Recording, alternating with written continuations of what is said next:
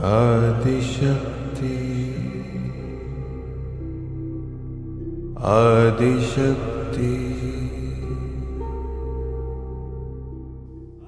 En el camino hacia el despertar espiritual, ese estado en el que trascendemos la ilusión de Maya, hay una gran paradoja que debemos enfrentar: el ego personal. Despertar significa liberarse del ego, pero el problema radica en que muchas veces intentamos despertar creyendo que ya estamos despiertos. Es como la parálisis del sueño, donde uno es consciente de que está dormido, pero es incapaz de moverse y por ende de despertar. En ese estado, el sueño se convierte en una pesadilla. Uno quiere salir, pero la pregunta es: ¿quién acciona el mecanismo para despertar?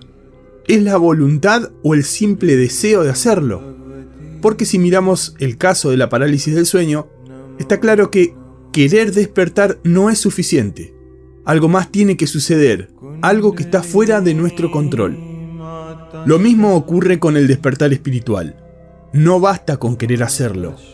Despertar significa trascender el ego, y si fuera por el propio ego que intentamos despertar, estaríamos atrapados en un ciclo interminable, porque el ego, por su propia naturaleza, no quiere disolverse. De hecho, cuando el ego percibe que corre peligro, se adapta, mimetizándose con la idea del despertar y pretendiendo alinearse con algo superior, pero sin realmente avanzar. Así cada logro, entre comillas, hacia ese despertar es solo una nueva estrategia, una nueva jugada del ego para perpetuarse. Esto nos recuerda las palabras de Jesús: si Satanás expulsa a Satanás, está dividido contra sí mismo. ¿Cómo puede mantenerse en pie su reino? Mateo 12:26. De la misma manera, si es el ego el que intenta derrotarse a sí mismo, nunca podrá lograrlo. El verdadero despertar no es una simple cuestión de voluntad, es la aceptación de que el ego siempre trabaja en contra de esa liberación. Solo cuando entendemos esto, cuando dejamos de luchar, es que el despertar puede ocurrir. No será por control del ego, sino por algo superior, o cuando las capas que oscurecen nuestra luz interna se disuelvan, permitiendo que esa luz verdadera salga a la superficie. Lo que aquí se plantea es una reflexión profunda sobre la naturaleza del despertar espiritual y la paradoja del ego en ese proceso. La metáfora de la parálisis del sueño es muy precisa para describir esta situación en la que uno se da cuenta de la ilusión, Maya, y del ego, pero se encuentra atascado, incapaz de trascenderlo por completo. El ego y su juego. El ego es un mecanismo de identidad que nos da una sensación de individualidad en este mundo. En el contexto del despertar espiritual, su función se revela como una ilusión que nos mantiene atrapados en la creencia de que somos seres separados, identificados con nuestros pensamientos, emociones y cuerpo. Pero el ego, como bien decimos, no puede despertar por sí mismo, porque el despertar implica su disolución. Esto genera una contradicción, ya que si el ego es quien quiere despertar, lo hará desde su propia perspectiva, utilizando estrategias de supervivencia para simular una evolución o alineamiento con algo más elevado, pero sin realmente perder su control. Voluntad y la ilusión del control. Este proceso es análogo a un juego de espejos, donde la voluntad de querer despertar puede ser, en muchos casos, una nueva forma del ego de perpetuarse. Como decimos, si Satanás pelea contra Satanás, su reino es derrotado. En este caso, el ego que quiere derrotar al ego está atrapado en una paradoja. No basta solo con querer, porque ese querer surge desde el propio ego. En muchas tradiciones espirituales, como el Advaita Vedanta o el Zen, el despertar es descrito como algo que no puede ser alcanzado por el mero esfuerzo personal, porque todo esfuerzo del ego lo refuerza en cierta medida.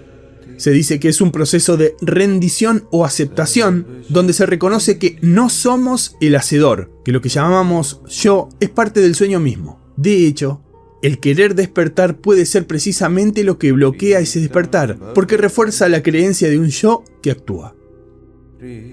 La disolución del ego y el despertar. El despertar no es algo que hacemos, sino algo que ocurre cuando las condiciones son propicias. En ese sentido, es como la parálisis del sueño de la que hablábamos anteriormente. Uno no puede despertarse por el esfuerzo consciente. Lo que describe la literatura espiritual es que el despertar se da cuando se abandona el control, cuando se permite que lo que realmente somos, esa luz que mencionábamos, surja al disolverse las capas del ego.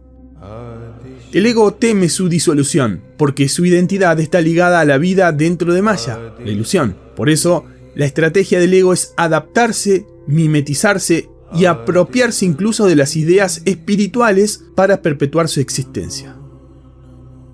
La enseñanza de muchas tradiciones es que el ego debe ser trascendido, no derrotado, porque intentar destruirlo desde el propio ego solo refuerza su poder. ¿Qué lo decide? La pregunta clave es ¿quién o qué decide el despertar? La respuesta común en las tradiciones espirituales es que no hay un quién separado que lo decida. El despertar sucede cuando la ilusión de separación se disuelve, cuando el ego es reconocido como una construcción y lo que queda es la conciencia pura, el ser que siempre ha estado presente. Krishnamurti, por ejemplo, hablaba de la importancia de la comprensión directa de la ilusión, sin tratar de controlarla o cambiarla. Ramana Maharshi enseñaba que el despertar es la realización de que nunca hemos sido el ego, sino que siempre hemos sido el ser, la conciencia. El budismo zen también menciona que no hay un esfuerzo lineal hacia el despertar, sino que este ocurre cuando se deja de resistir y de buscarlo desde la mente conceptual.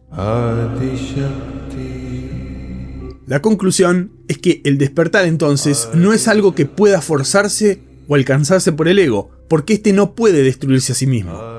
El despertar sucede cuando hay un reconocimiento de la naturaleza ilusoria del ego y cuando se produce una rendición o apertura a lo que siempre ha sido, la conciencia misma.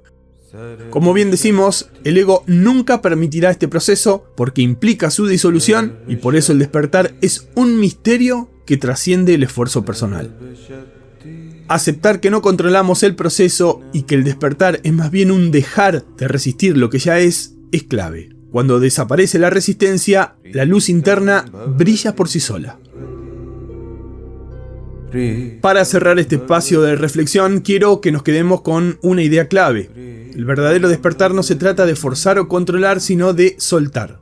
El ego, esa parte de nosotros que busca siempre dominar, se resiste a desaparecer, y por eso no solo basta con desear el despertar. Es un proceso que sucede cuando dejamos de identificarnos con lo que creemos ser y nos abrimos a lo que realmente somos.